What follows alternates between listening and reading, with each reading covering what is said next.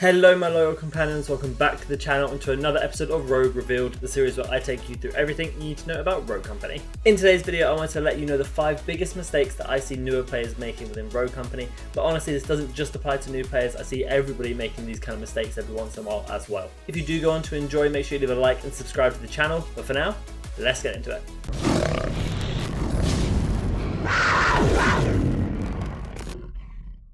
I wanted to stay away from the usual suspects like get better aim, learn different rogues, learn different maps, because I think this just happens over time anyway and I don't think it's super applicable to you guys. So I'm going to kick off number 1 with something I do not see people doing, especially when they're newer to the game, and I think is so important from the get-go, and that is to learn and adapt your settings. Now this ranges to everything from sensitivity to dead zone to field of view to brightness and all of the different settings that are important for you. Even deciding whether you want to play crossplay or not is really important. So make sure you go through the settings and figure out what works best for you based on your other gaming experience, but also how you're feeling when you're actually playing the game. If you're unsure where to start for that or just want to see my settings for controller, then go check down in the description. You'll find the link to my controller settings guide. Going on to mistake number 2, this is that newer players don't utilize the core mechanics of the game. Now these mechanics include the shoulder swap, the roll, and the third person point of view. These are all things you need to really start learning and utilizing within your play. They're not super familiar if you come from games like COD or Valorant or any other game like that, which are first person shooters without these mechanics. So you do need to make sure you're using them. Look up how to use them, think about them within your game, and just play around with it because they are super important, especially that roll. That roll is so important for coming in cover, getting out of cover, and just being a bit more evasive in your play. So make sure you are utilizing these key mechanics in the game. They're the top 3 that I think newer players ignore the most, but are probably the most crucial and will really separate the good players from the bad players when you get further down the line. The third mistake I want you to avoid is over-peaking or over-challenging enemies when you either have the advantage and so there's no reason for you to go and challenge them and peek out of cover, or when you're on low health and you're not realizing and then you're coming out of cover with low health and getting absolutely beamed. The third person viewpoint gives you a massive advantage of looking around corners and really helps you evaluate how much time you have before you need to get into a fight. If you have the advantage that the enemy have to push you because they have to come defuse the bomb or they have to come to the bomb site for whatever reason, and you then go out and poke them, really exposing yourself and let them shoot you first, you've lost the advantage that you had, and this is a big mistake that I see a lot of players make. It's actually a very COD mentality thing of rush around corners, jump around corners, camera them, and that doesn't really work in this game as much because you have the third person view, which really just disables that. So do not over challenge those corners, don't over peek those corners, especially if you know that they have a better weapon for you than at that range. If you're picking a Phantom, for example, at long range, there's really no point because she's going to snipe your head off before you even get your shots off.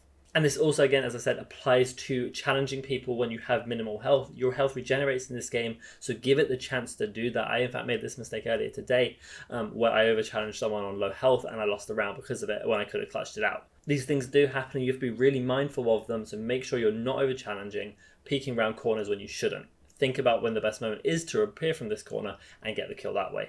Mistake number 4 is the complete lack of utility usage. Utility is king in this game at the moment. Is a full utility meta using flash grenades, smoke grenades, frag grenades, any form of ability that has some sort of breach or utility within it.